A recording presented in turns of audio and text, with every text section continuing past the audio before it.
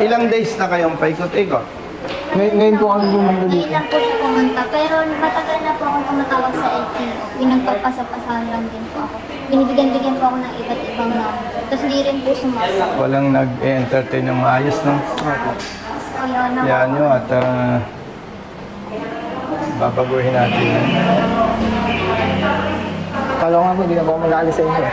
Ano sabi po sa Mateo, wala daw po. Wala ng pag-asa, no? ilang taon na rin po yung nagsabi, hindi na raw po magagawa ng paraan. Pero nagsisearch pa rin po ako. Dumulog sa pamunuan ni Colonel Busita ang isang rider na may problema sa LTO. Dahil mantakin nyo mga idol, nasuspindi siya ng 1 year dahil sa nagawa niyang violation. Subalit, after ng kanyang suspension, gusto niyang i-reapply ang kanyang student permit para makakuha siya ng lisensya. Subalit, sa hindi malamang dahilan, hindi siya ma-approve ng LTO. O sabihin na nating pinahirapan siya ng LTO o pinaikot-ikot lang siya mga idol. At ito ang inaksyonan ni Colonel Busita. Kaya tara, sabay-sabay nating panoorin ang maiinit na eksena ukol dito. Ikaw, brother, anong problema mo? Ano po nila po? Naribok po yung license. Hindi po ako mapag... Bakit? Kasi po ano, naribok po permanent. Revoke ang lisensya mo. Opo. Bakit ka na-revoke? Iwan na, pinara po ako ng LTO yun. Pasuka lang ito, tapos student pa lang ako. 1 year suspension. 1 year suspension ko. Hindi. Nalif na. Hindi siya revoke. Kailan ka nahuli? 1 year na. Opo. Ang tanong, anong problema mo? Siguro parang nire-renew ko na po itong student. Ano, bawal na po. Revok permanent. Sinasabihan po siya na wala na raw po magagawa. Ay, alam ko na yan.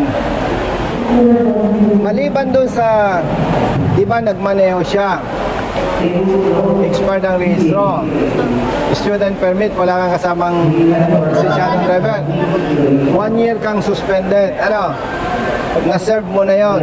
Nag-a-apply ka kayo student permit, ang sabi, hindi ka na pwede.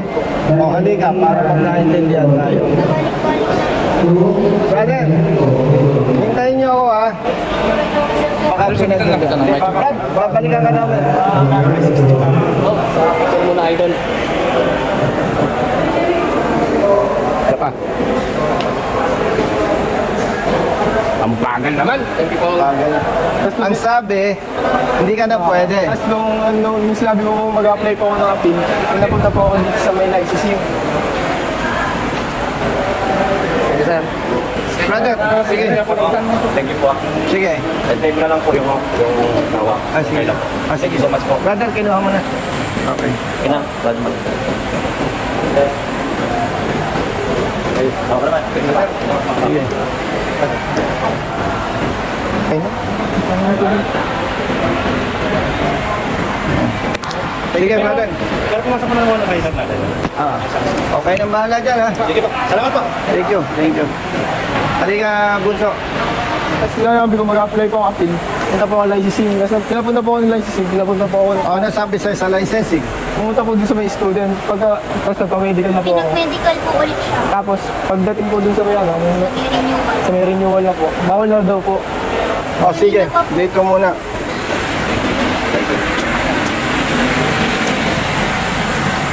Pumunta ka sa adjudication. Opo. Tapos sinabi ko po yung sa may ano, wala daw po sila magagawa kasi sa kaso lang daw po sila. Ngayon, Maghapon na tayo dito. Nagdugtong-dugtong na yung problema. Eh, alam mo, hindi ito trabaho ng congressman eh. Eh, tanong sino ba naman tutulong sa mga to? Brother, good afternoon. Ilang days na kayong paikot-ikot? ngayon po kami bumanda Ngayon dito. lang po siya pumunta, pero matagal na po akong tumatawag sa LTO. Pinagpapasapasahan lang din po ako. Binibigyan-bigyan po ako ng iba't ibang number. Tapos hindi rin po sumasagot. Walang nag-entertain ng maayos, no? Kaya na Yan nyo at babaguhin natin. Kala ko nga po, hindi na po ako mag-aalis sa inyo. Ano sabi po sa Mateo, wala daw po. Wala ng pag-asa, no? ilang taon na rin po yung nagsabi, hindi na raw po magagawa ng paraan. Pero nagsisearch pa rin po ako. Partner! Ay, parang hindi mainit. Oo nga, may kape ba dyan?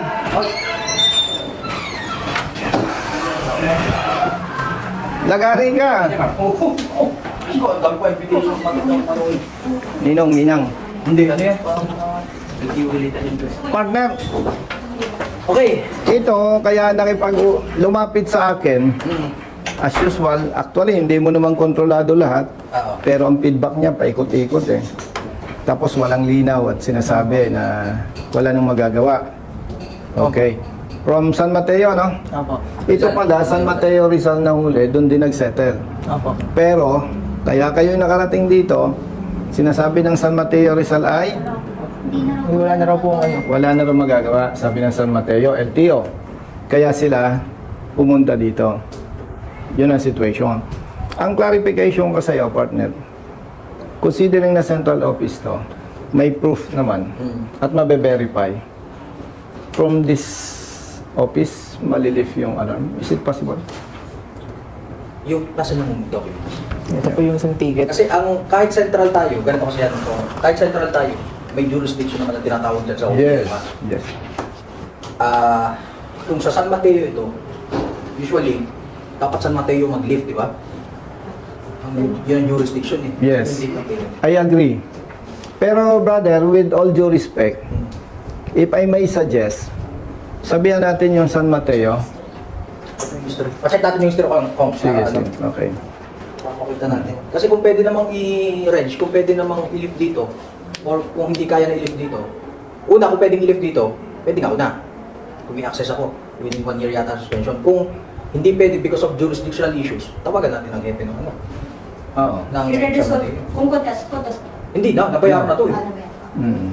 Nabayaran. Dapat nga, dapat kasi, kung i-monitoring yan, yung mga 1 year na suspension, meron dapat Excel file na, ito, due for lifting. Hindi, tsaka tama yung punto mo. Nagbayad siya nung date na nahuli siya.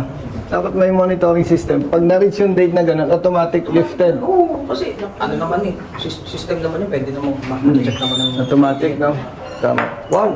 Nagbibiro lang ako, Nagbibiro lang ako, tinutuon mo naman eh. Sige. 4. Busy ka, pasensya ka na. Oo lang, oo, basta ano, sabi ko nga sa'yo, lagi tayo magkakampi basta tama, diba? At brother, hindi naman ako lalapit sa'yo kung mali. Mapapahiya ako sa'yo, ano? Di ba? Anong... Student permit. Student permit. Nagmaneho, walang kasamang lisensyado. Kaya nga, ang nangyari, dahil wala siyang kasamang duly licensed driver, Suspend. suspended siya na mag-apply for 1 year. Ngayon, Anong gusto na gawin? ililift natin kasi tapos na yung May 3. Nagbayad siya same date. Opo. Asan yung resibo? Kung ilan po ang nahuli. Yun po. Yan, same date. May 3 siya na huli. So, Naka 1 year na. student permit. Ngayon, ang ililift nating alarm para makapag-apply na ulit siya ng student. Tama ba? Opo. Kasi mabuti, nagbayad agad to, no? Oo, tama. Hindi katulad yan, partner, nung 15 days unsettled yung penalty. Yung 1 month suspension from the date of apprehension. Ano ito, iba, no? Iba. Try natin tawagan muna. Kung hindi ko matawagan, endorse ko sa San Mateo. Okay, please. Tapos, nakalagay sa endorsement ko yung portion ng batas na dapat nila. Okay.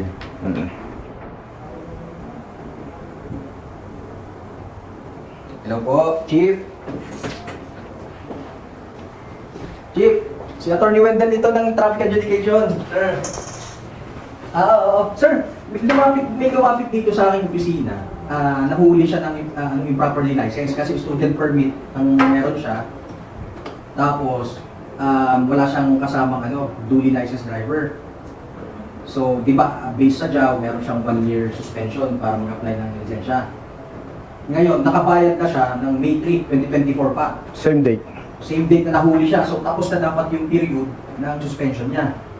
Hindi ko magalaw ngayon sa system ko dito sa taas, sa central, kasi syempre, hindi ko jurisdiction.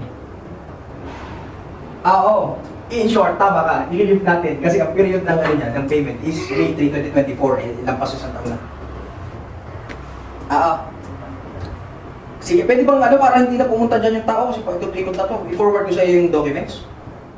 Wala problema. Wala problema na bumalik siya ng SP basta ma-lift yung alarm. Okay, sige. Sige, Chief. Okay. Thank you, Chief. O, di ba? Pag tama, ang daling kausap ng LTO. Pag tama. Diba? Saka hindi naman, ang hirap naman kaya lumapit pag mali. Oo. Baka sumabit pa, ano? Sabi ko tapos. I-sulat mo number mo dito, sir. Ito to ball na. Tapos, nasan si Reg? Pa-scan natin, no? Para may details siya. Reg, pa-scan ako nito para may details. I-scan pa natin kung ano, pressures. Hindi na. Receive. Ako, Beto. Kahit ito lang suggestion ko, no, importante, resibo. At saka ito. Ito lang tatlo, brother. Pwede na. Nandito na lahat ng details. Makikita na yan sa system yan. Scan na lang, tapos send ko kay Chief. Tapos brother, kung pag may conference kayo, ang maganda may brought out yan. Automatic. Pag na-reach yung period, monitoring, automatic, para hindi pa ikot-ikot ang tao. Ganun na, may pinagsabihin din kami sa MAC, dapat pinumonitor lahat ng mga... Tama ka. It's high time siguro na lahat ng ng mga huli monitor. Di ba sabi, bagong Pilipinas? Bagong LTO na naman talaga eh. Pero Di ba? step by step kami. And then, yun naman kayo ma-blame kasi yung mga problema, siyempre, ma-discover ninyo. Hindi naman isang bagsak Oo, sa yun. bagsakan, nandiyan na agad lahat. Diba? Gradual ninyo ma-discover eh. Kung hindi mo ilalapit na ganyan yun, hindi naman namin Hindi nyo ma-discover, di ba? Madami na rin. SOP na, no? Na talagang pag na-reach yung date, automatically. Actually, before, kailangan, hindi na kailangan ng manual intervention. Dapat. Kung pagka-system, ma-check na ng system, ngayong araw na to, lift Sa IT, alam yan eh. yung mga ganun. Brother Matt, sa IT, kaya-kaya yan. Sa system, na pag na-reach yung ganon, automatic, mawawala sa Hindi na alarm. kailangan bang i-check na tao? Isang tao na ba yun? Yung hindi na ganun. Oh. System na lang. At the same time, in this case, wala nang ganitong usapan. Di ba? Automatic na, pagpunta niya sa araw na yun, okay na bukasan, lifted na. Pwede na. So, okay na kayo? Sige. Tatawagan ka namin po na. Isipin mo, director pang tatawag sa'yo. May reimburse kami. Sa amin ako si attorney. Director, dito ka sa gitna. Sa gitna ka namin. Kayo ang aming VIP. Oo, Kasi tama public yun. servants kami. 1, 2, 3, smile po. Kaso, 1, 2, 3. Okay lang. Thank you so much po, sir. Kinakabahan ako dito, baka maging ninong nga dito. Okay. Sige,